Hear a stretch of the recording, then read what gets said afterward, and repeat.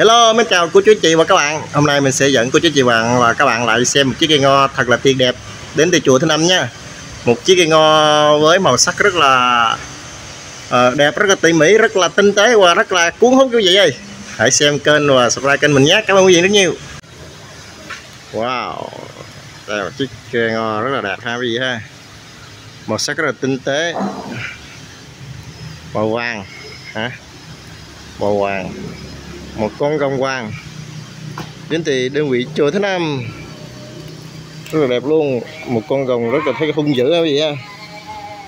Đó,